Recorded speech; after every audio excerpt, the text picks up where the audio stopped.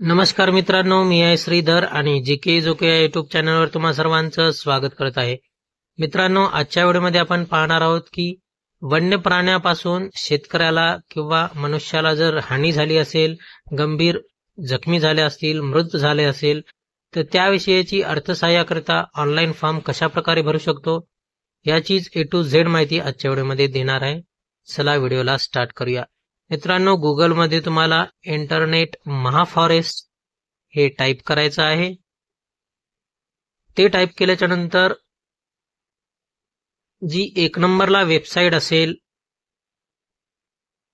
RTS application form, यावर तुम्हाला click करायचं आहे. मित्रांनो, 1 नंबरलाच वेबसाईट येईल RTS अप्लिकेशन फॉर्म, यावर तुम्हाला क्लिक करायचं आहे. क्लिक केल्याच्या नंतर एक नवीन इंटरफेस तुमच्या समोर ओपन होईल.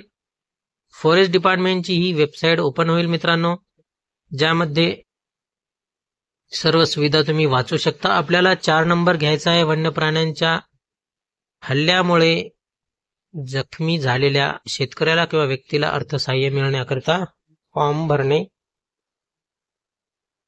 त्यावर तुम्हाला क्लिक करायचं आहे मित्रांनो, त्या समोरील निळ्या बॉक्सवर. त्यानंतर तुम्ही वरती पाहू शकता, इथे आपल्याला जो फॉर्म भरायचा आहे ते टायटल त्या ठिकाणी आलेला आहे. मित्रांनो, अशा प्रकारचा हा फॉर्म आपल्याला भरून द्यायचा आहे. त्यामध्ये सगळ्यात आधी अप्लिकेंट फुल नेम लिहायचं आहे, अर्जदाराचे पूर्ण नाव, त्यानंतर मोबाईल नंबर, त्यानंतर आधार नंबर टाकायचा आहे, त्यानंतर टाईप ऑफ इंजरी, कशा प्रकारची हानी झालेली आहे ते तुम्हाला त्या ठिकाणी निवडायचं आहे. मनुष्य मृत झालेला आहे, शेतकरी मृत झालेला आहे का, गंभीर जखमी झालेला आहे, किरकोळ जखमी झालेला आहे का इतर काही आहे, अशा प्रकारचे तुम्हाला त्या ठिकाणी ऑप्शन निवडायचे आहेत. ऑप्शन निवडल्याच्या नंतर मित्रांनो,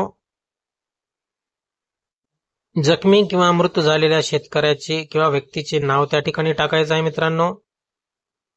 ते टाकल्याच्या नंतर जेंडर टाकून घ्यायचं आहे.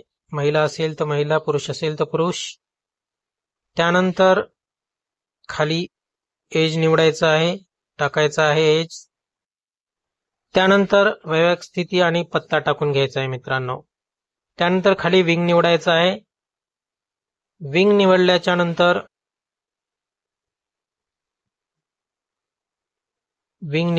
नंतर मित्रांनो तुम्हाला डिस्ट्रिक्ट टाकून घ्यायचं आहे. विंग निवडून घ्यायचं आहे, त्याआधी विंग निवडल्याच्या नंतर डिस्ट्रिक्ट टाकून घ्यायचं आहे. त्यानंतर तालुका कोणता आहे तो टाकायचा आहे. त्यानंतर रेंज ऑफिस जे आहे ते ऑफिस टाकून द्यायचं आहे, रेंज ऑफिस. त्यानंतर गावाचं नाव त्या ठिकाणी घ्यायचं आहे. गावाचं नाव यादीत नसेल तर पुढे टाकायचं आहे, यादीत असेल तर निवडायचं आहे. त्यानंतर मित्रांनो, वरच्या बाजूला तुम्हाला घटनेचा तपशील द्यायचा आहे. कोणत्या तारखेला घडलं आहे ती तारीख त्या ठिकाणी घ्यायचं आहे. कोणत्या वेळेला घडलं आहे ती वेळ त्या ठिकाणी टाकायची आहे आणि त्या ठिकाणी कालावधी देखील टाकून घ्यायचा आहे मित्रांनो. त्यानंतर घटनेचे ठिकाण तुम्हाला टाकून घ्यायचे आहे त्या ठिकाणी. त्यानंतर काही बँकेचा तपशील आपल्याला त्या ठिकाणी ऍड करायचा आहे, ज्यामध्ये बँकेचे नाव असणार, अप्लिकंट होल्डर नेम असणार आहे, खातेधारक, त्यानंतर खाते क्रमांक आणि IFSC कोड टाकून द्यायचा आहे.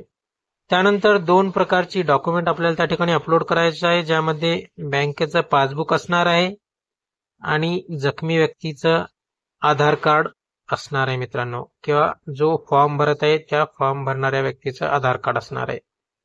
त्यानंतर मित्रांनो, कॅप्चा टाकून तुम्हाला सबमिट या बटनवर क्लिक करायचं आहे. सबमिट या बटनवर क्लिक केल्याच्या नंतर तुमचा फॉर्म सबमिट होईल. सबमिट झाल्याच्या नंतर एक प्रिंट तुमच्या समोर येईल, अशा प्रकारची प्रिंट येईल मित्रांनो. ती प्रिंट काढून त्यासोबत डॉक्युमेंट जोडून तुम्हाला फॉरेस्ट डिपार्टमेंट कार्यालयामध्ये हा फॉर्म जमा करायचा आहे. त्या दिवसापासून 15 दिवसाच्या कालावधीमध्ये तुमच्या खात्यामध्ये पैसे हे जमा होणार आहेत मित्रांनो. कारण की या प्रोसेससाठी 15 दिवसाचा कालावधी GR मध्ये दिलेला आहे. त्यानुसार 15 दिवसामध्ये तुमच्या खात्यात पैसे जमा होतील. मित्रांनो, व्हिडिओ या ठिकाणी थांबत आहे. व्हिडिओ कसा वाटला नक्की कमेंट करून सांगा. भेटूया पुढच्या व्हिडिओमध्ये. जय हिंद, जय महाराष्ट्र.